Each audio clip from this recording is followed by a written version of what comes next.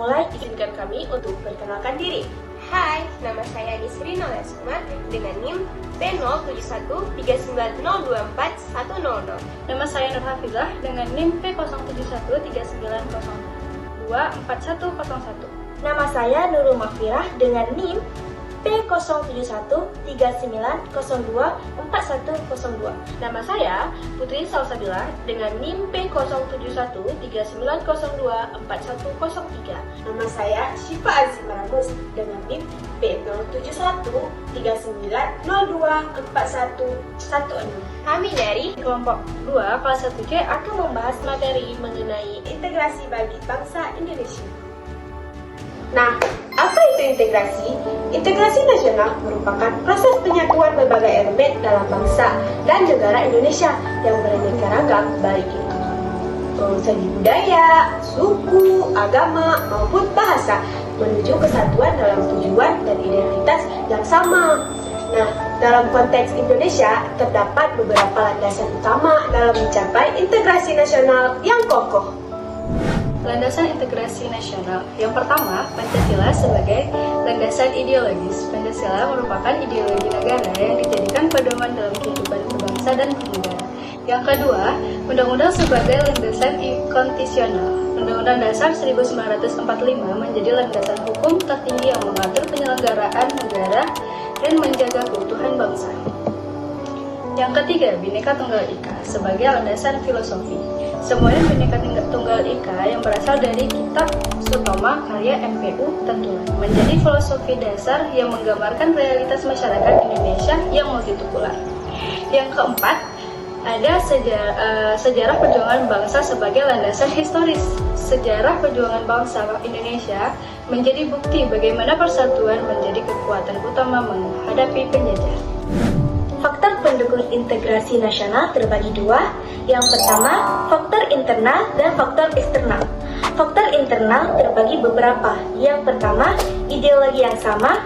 Kedua, keberagaman yang dipandang sebagai kekuatan. Ketiga, kesadaran berbangsa dan bernegara. Keempat, bahasa nasional atau bahasa Indonesia.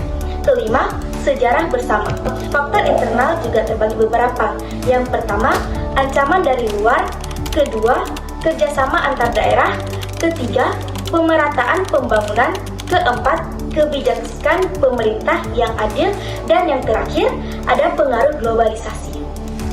Yang ketiga, ada hambatan dalam integrasi nasional. Yang pertama, ada keberagaman yang berpotensi konflik, yaitu terbagi dengan tiga. Ada konflik kepentingan yang menimbulkan perselisihan, seperti dalam kasus pilkada atau perbedaan pandangan agama. Yang kemudian, ada kesalahpahaman yang dipicu oleh stereotip atau prasangka negatif. Dan terakhir, ada kurangnya toleransi antar kelompok masyarakat. Lalu, ada ketimpangan sosial ekonomi. Yang pertama, ada ketidakseimbangan dalam distribusi infrastruktur. Lalu, ada rendahnya akses pendidikan dan kesehatan di wilayah tertentu. Lalu, ada ketergantungan ekonomi pada daerah tertentu, seperti Jawa dan Sumatera. Lalu, ada separatisme. Gerakan separatis adalah upaya kelompok tertentu untuk memisahkan diri dari NKRI. Hal ini sering terjadi karena rasa tidak puas terhadap kebijakan pemerintah pusat. Yang kedua, terjadi karena pengaruh ideologi luar atau sejarah kolonial. Dan itu terjadi ketimpangan ekonomi dan sosial di daerah. Yang keempat, ada pengaruh globalisasi. Globalisasi membawa dampak besar terhadap nilai-nilai lokal dan kebangsaan. Tantangan yang muncul meliputi masuknya budaya asing yang mengikis identitas lokal, lalu perubahan gaya hidup yang lebih individualis, terutama pada generasi muda. Dan yaitu yang terakhir, menurunnya rasa cinta tanah air akibat arus informasi yang tidak terkendali. Baiklah, selanjutnya adalah mewujudkan integrasi nasional. Dalam mewujudkannya, ada beberapa langkah-langkah yang harus kita lakukan, yaitu penguatan pendidikan. Penguatan pendidikan adalah dengan menerapkan nilai-nilai Pancasila sejak dini agar menjadi dasar dalam bertindak dan bersikap. Yang kedua adalah toleransi dan keberagaman, yaitu dengan membina sikap saling menghormati antar suku, agama, dan ras. Yang ketiga adalah kewarganegaraan yang baik, dengan menumbuhkan rasa cinta tanah air dan tanggung jawab sebagai warga negara. Yang keempat adalah penguatan identitas nasional. Yang kelima adalah pemasyarakatan sejarah perjuangan bangsa, yaitu dengan mengajarkan sejarah perjuangan bangsa untuk menumbuhkan rasa nasionalisme. Yang keenam adalah penguatan simbol negara dengan menghargai dan menghormati bendera merah putih, lagu kebangsaan, dan lambang negara. Yang ketujuh adalah pembangunan infrastruktur yang merata, yaitu dengan konektivitas antar daerah.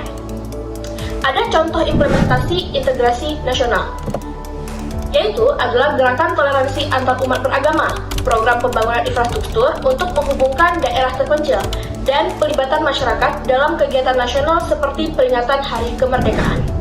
Kesimpulannya adalah integrasi nasional adalah elemen penting dalam menjaga keutuhan NKRI dengan landasan ideologi Pancasila, Undang-Undang 1945, dan semboyan Bhinneka Tunggal Ika.